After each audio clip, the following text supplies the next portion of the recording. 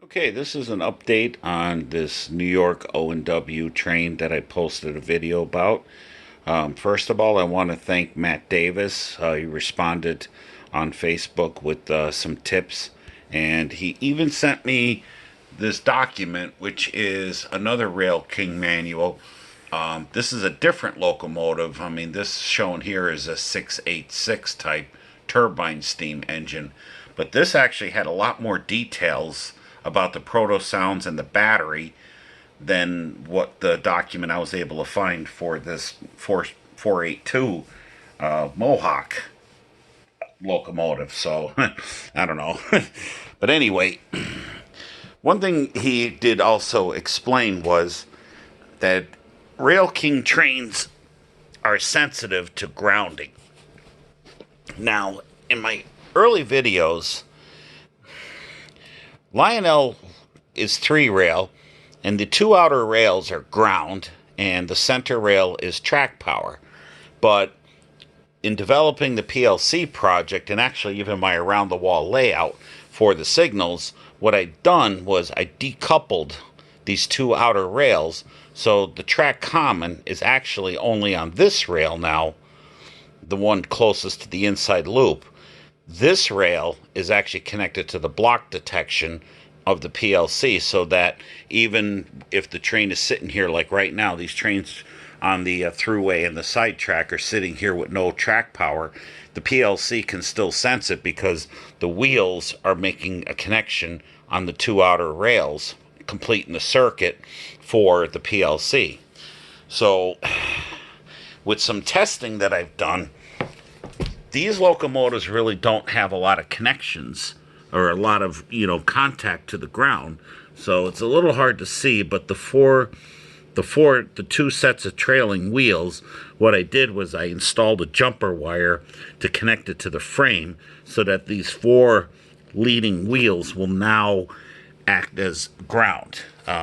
So it's really a issue of the track common and not the track power. The pickups for the track power looked fine.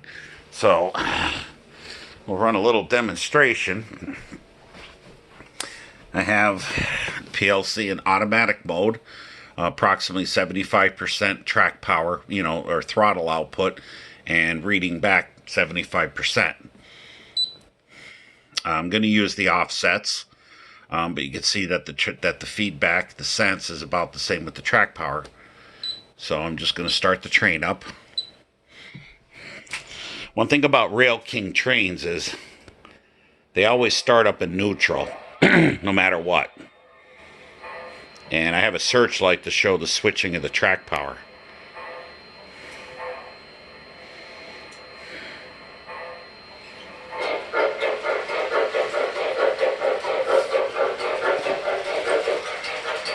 Now, the amount of throttle offset is actually very small, only 3 to 5%, so you're really not going to see a difference in the searchlight. But by adding these extra common pickups,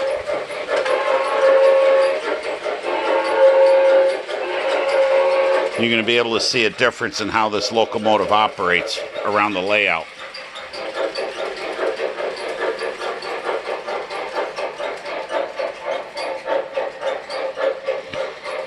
And the headlight will stay on more steady, which indicates that it's getting better track power.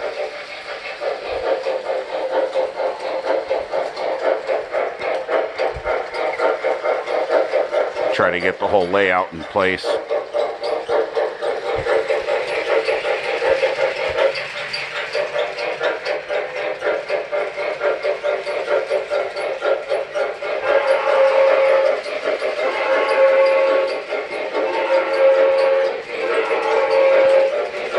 And you notice the whistle now consistently blows. And another thing to note, you can see that the throttle feedback, which is this bar, is now staying more consistent with the, where's my pointer? There it is. You can see that the throttle sense is staying more consistent now with the throttle output. I mean, it is normal for it to be a little bit higher just because of the way it, you know, approximates measuring it. I mean, it does go a little bit higher than it would with another locomotive, but it's nowhere near like the video I did yesterday. So, Matt Davis, thank you very much. It looks like the problem is solved.